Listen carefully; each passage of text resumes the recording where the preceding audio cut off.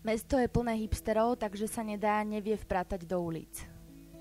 Fotia sa lomofoťákmi, v ktorých sa zasekáva film. Pateticky tlačia vrzgajúce bicykle a píšu si do notesov Moleskine básne, oháknutí v okuliaroch s rámom, čo ukradli Ginsbergovi, všetci tak odporne bio. S najkúlovejšou hudbou v slúchadlách, umelecký, sedia ako paraziti.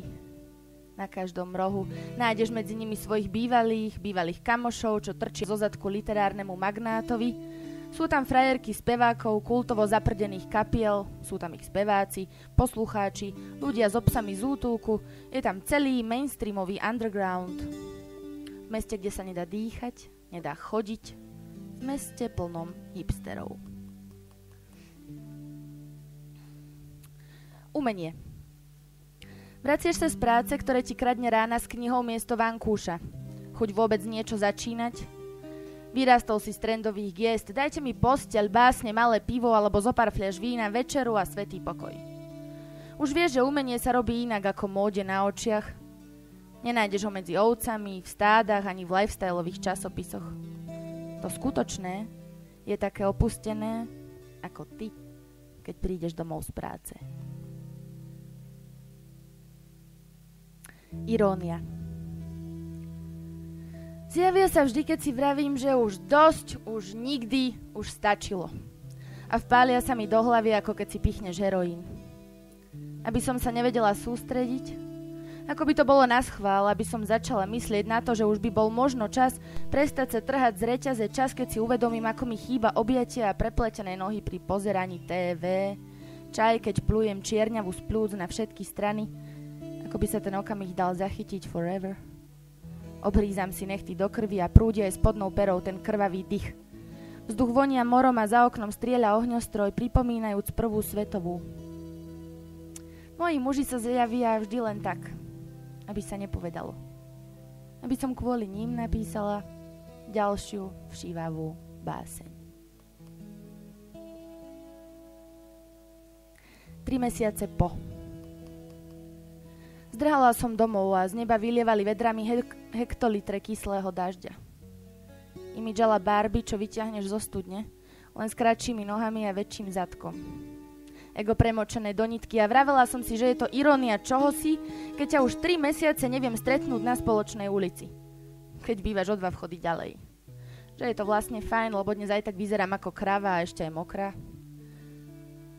A že to by dnes osud so mnou vážne babral. Mirka? Tomáš? Ahoj. Čau. Vybabral. A potom ten najdivnejší rozhovor a žiadna ciga vo vrecku a žiadne promile na odvahu. Len najväčšia túžba vrátiť všetko naspäť. Šialené spomienky, tancujúce s kvapkami všade naokolo, zmoknutí jak psi s príblblými úsmevmi. Tak ahoj. Tak čau. Musela som si ísť kúpiť cigarety a poriadne to rozdýchať. Skoro som sa zadusila. Ach, aké bolestivé, keď sú z ľudí zrazu skoro cudzinci. Môžem spať rozťahnutá na oboch posteliach. Môžeš objímať iné Mirky, Zuzky, Boh vie aké ešte. Vyliezla som z trafiky, zmoknutá ako Barbie, práve vyťahnutá zo studne. Áno, len s väčším zadkom. A vedľa rozhovor. Ježiš, Marko, to si ty? Koľko sme sa nevideli? To je už aká náhoda stretnúť sa v Bratislave? A blá, blá, blá. Niekedy je ľahšie stretnúť v Bratislave týpka z rovnakého mesta ako teba na spoločnej ulici. A dnes už sme tu mali jednu báseň Radovi a teraz ja dám svoju. Toto nebude báseň, ktorá by potešila literárnych kritikov. Zlatko, mám chuť na patetické sráčky a naivné metafory, čo si ako dám ti svoju dušu na dlani, horím túžbou, chcem v tebe zomrieť a podobne. Ale baby, vieš, pri tebe mám chuť zabudnúť na tých, čo pičujú. Na tých, čo ma desia vydať ďalšiu knižku básní. Na tých, čo budú porovnávať. Na tých, čo ma moria pocitom, že to viac už nepôjde. Aj na strach, že sa tá prchavá krása stratila a poéziu aj tak nikto nečíta. Tak poďme na to. Točí sa mi z teba hlava. Trasiem sa z tvojho dotyku a šaliem z myšlienok na teba. Tak silno ťa ľúbim, až si to nechcem priznať. Nechápem, čo je zlé na občasných sladkých veršoch. Bukovský by ma možno prizabil. No dnes chcem zabudnúť na pózy a na to, že som taká drsná. Povedať len tak čisto, možno neumelecky, úplne jednoducho, bez štýlových metafor, že viac neviem byť bez teba. Malá recidíva. Zdrhala som predtým, že vraj nemám svoj život. Je to možné, odkedy sme spolu, si sa ním celkom pateticky stal ty. Útek pred vlastným šialenstvom toho, že nie si doma, mesto, ten malý kurevník, čo líže kundu najnočnejším spôsobom, ma desilo už cestou k priateľom. Z jedného domu hrala zatuchlina a hneď vedľa chlapík pri pohároch borovičky voňal na gitare. Vôbec to nevyzeralo ako november.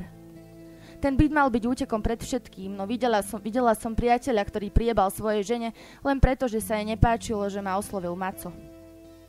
Utekala som čo najďalej do pekla, všetci sme pankáči, ale iste. No úzko sa mi opäť zarezala do žil, chcelo sa mi potichu plakať do tvojho trička. A to som aj urobila. Posledná nová, potom ešte zo pár starých. Píšeš mi, že je sexy, keď vyslovím slovo jazz. Vonku sa zotmelo a fajčiť v šlapkách v tejto kose nie je sranda. Bez objatia sa dym nedá vdýchovať. Šepkám ti jazz, jazz, jazz. A potom si u teba v tichom teple perín riadne zadžemujeme. Opäť je tma a keď ti na jazzákoch ukazujem bradavky, zdesene sa pozeráš. Nerozumieš sólu exhibicionistov. Šepkám ti jazz, jazz, jazz na uzmierenie.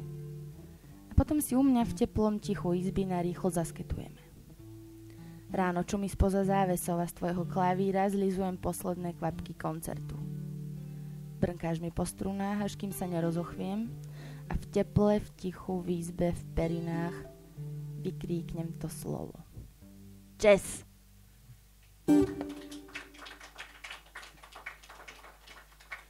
No dobré, a teraz nejaké z knižky, len ja už mi lezú na nervy, lebo ich všade toľko čítam, že už, neviem, sa mi to zdajú ak sračky. OK. Alexandra de Paris. Nenávidím Paríž, to hnusné mesto plné splínu, kde prispaté holuby obsierajú kaviarenské stolíky a leniví maliari mrhajú talentom na portréty tučných detí za 10 eur. Kde ulice už dávno nespievajú harmonikou.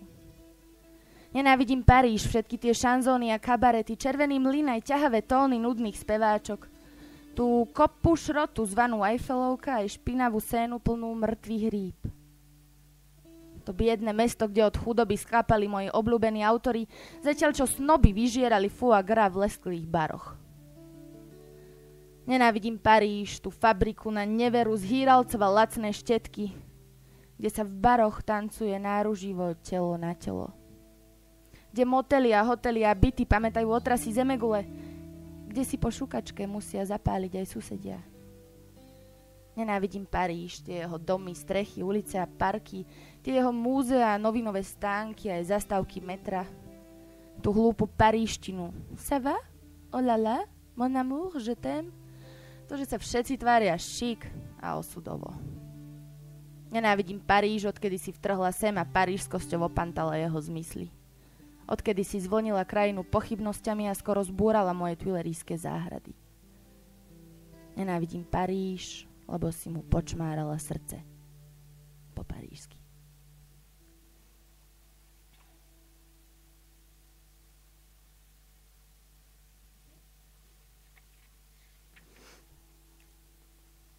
Kto do teba?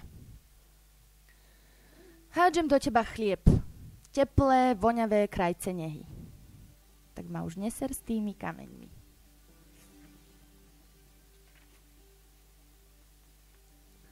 Vzťahová. Svet sa vraj topí v hospodárskej kríze.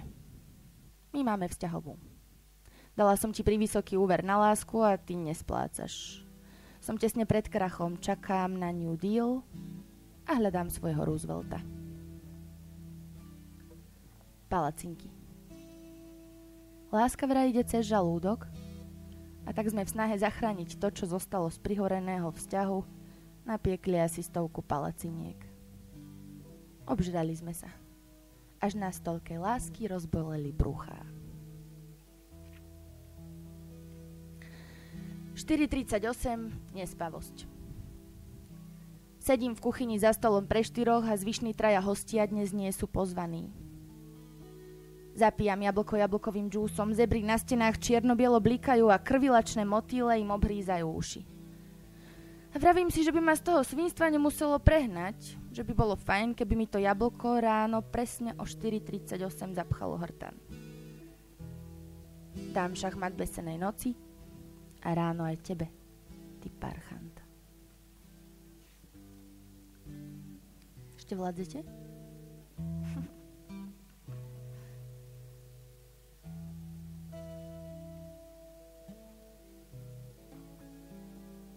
Tretieho 3.2011.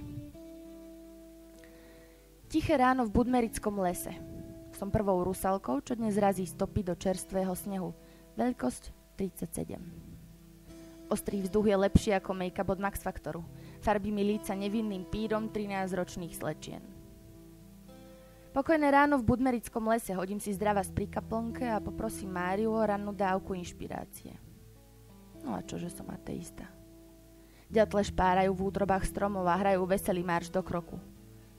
Pokojné ráno v Budmerickom lese, túlam sa cestičkami a zdravím mladé srnky, len sama so sebou, bez vyzváňania telefónu, obvyklého smútku a strachu z radosti. Usmievam sa. Po dlhom čase ma objal pokoj. A mne to konečne nepripadá zvláštne. Vyčasilo sa.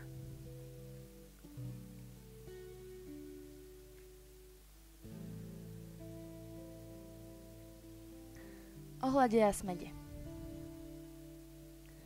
Každý večer prichádzam do bytu, kde som bola človekom, spýtá na dur. A snažím sa nemyslieť na vône tej cundry v našej posteli, na cudzinca v tebe. Každé ráno odchádzam z bytu, kde som výskala od radosti a maľovala po stenách a stále nemám triezvy pohľad na veci. A zabíjam prázdnotu sladkým kúzlom neurolu, temným krákaním vrán. Keby sa bolesť dala zmeniť na pizzu, nažrali by sa všetci v tejto krajine. Keby sa slzy dali zmeniť na víno, bol by z toho riadny opilecký žúr.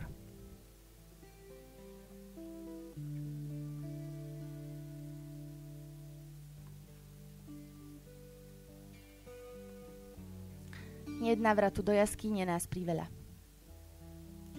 Priveľa. Ako na čo?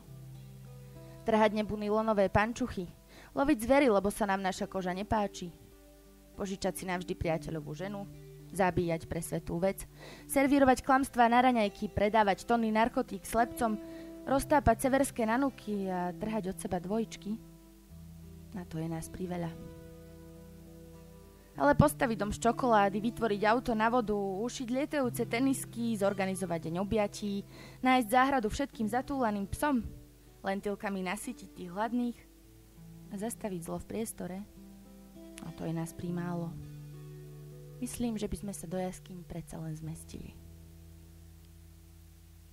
No a posledná. Matematika. 3 piva na lačno a 15 cigariet. Potrebujem na to, aby mi začalo byť jedno, čo sa s nami deje. 18 hodín samoty a 2 kilometre behu. Potrebujem na to, aby som pochopila, že niektoré vzťahy sa aj končia. 20 sklamaní a 1,5 roka na tvrdo. Potrebujem na to, aby som si zrátala, že je to veľa preplakaných nocí. Vždy som mala 4 z matky. No nemusím byť Einstein, aby som pochopila, že ja plus ty sa rovná 0. Ďakujem.